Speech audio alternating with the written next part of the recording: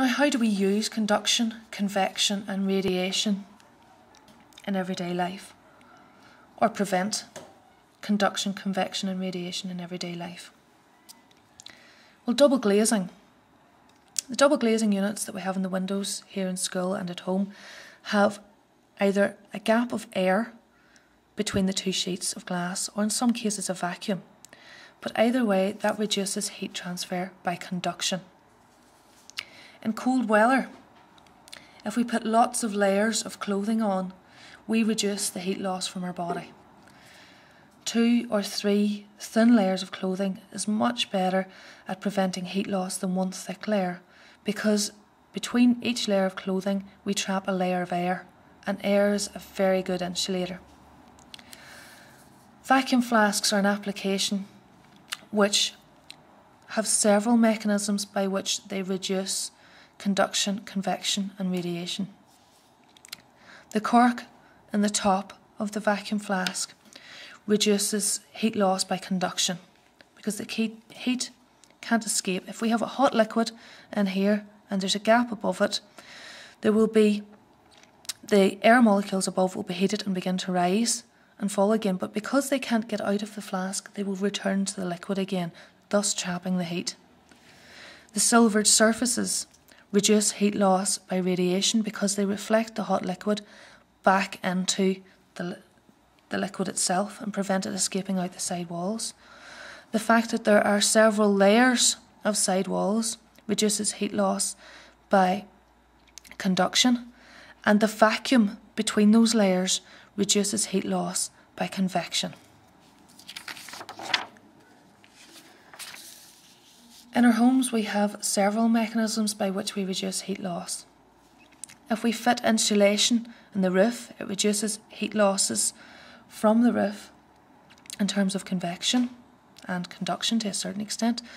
Double glazing and curtains will reduce heat loss through windows. Carpets in the floor will reduce heat loss through the floor via conduction.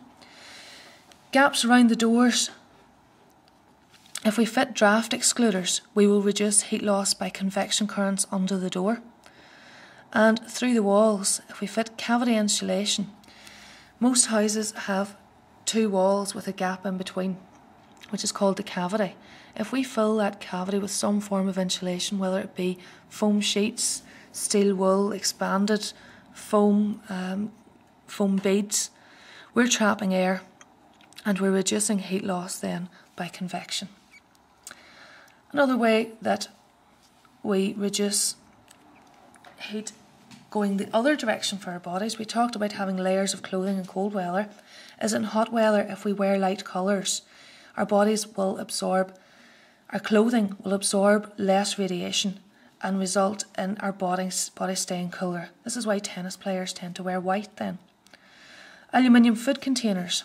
If we get food from a takeaway, it tends to be in aluminium containers, and the shiny surface of the aluminium reflects the heat back into the food, thus keeping it warm.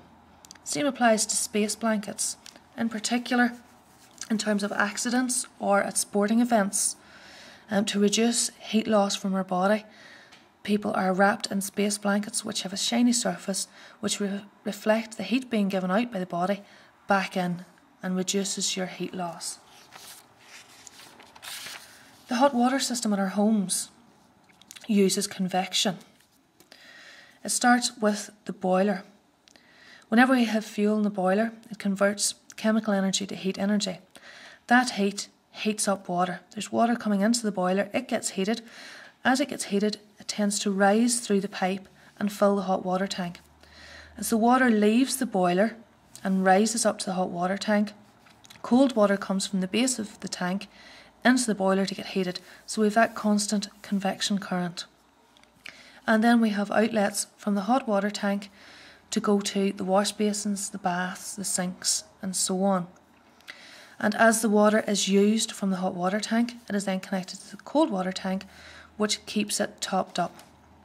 So the convection current is when we have cold water coming into the boiler that gets heated and rises up to the hot water tank.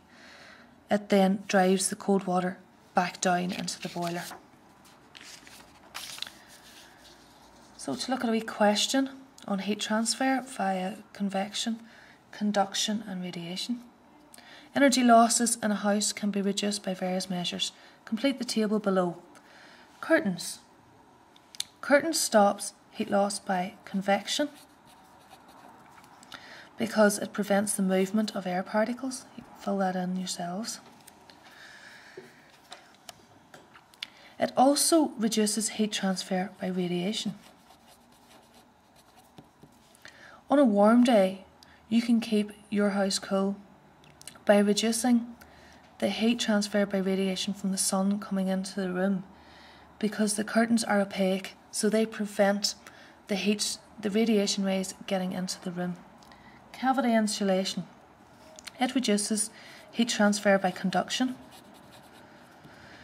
So it prevents heat transfer from the surface of the ceiling going through to the loft or the roof space. And it also reduces heat loss by convection, so that the air particles directly above the ceiling aren't able to escape and transfer through the roof space. They're trapped in there, so they insulate against heat loss. Double glazing, we spoke about. It reduces heat loss by conduction through the glass and also by convection, as either that air layer is trapped between the two layers of glass or there's a vacuum between the two layers of glass, and we can't have either conduction or convection through a vacuum. Draft excluders. These are put along below the doors to block the gap between the floor and the door, and they therefore reduce heat loss by convection. And sorry, when I think back, I was talking here about loft insulation. Now, cavity insulation. This refers to heat loss through the walls of the house. Between the two walls, we have two walls and the outer walls of our houses. There's a brick wall, there's then a gap, and then the outer brick wall. And if you fill that gap between the two layers of blocks or bricks with something like an insulator, like expanded foam or polystyrene, it then traps air and it reduces heat loss by convection. So a convection current cannot be set up between the two walls to carry heat away.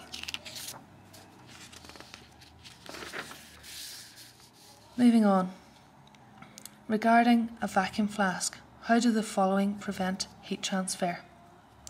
Well, the plastic cork stops heat transfer by convection.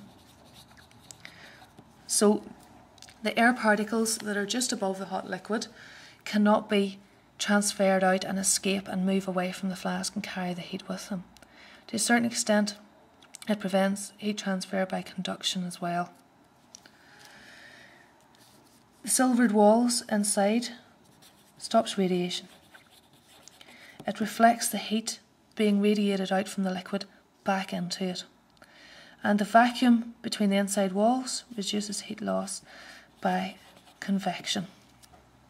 And also to a certain extent by conduction, because you have two separate layers, so it's not conducted from one surface to the outside. Okay, moving on to the next section then about heat energy. We're now going to learn about the thermal expansion of substances and materials. When a substance is heated, it gains energy. This energy may cause substances to change state if it's sufficient. They will change from a solid to a liquid, and then if you heat it further, it will change state from a liquid to a gas. But in some cases, we don't have enough energy to cause that change of state. And what happens then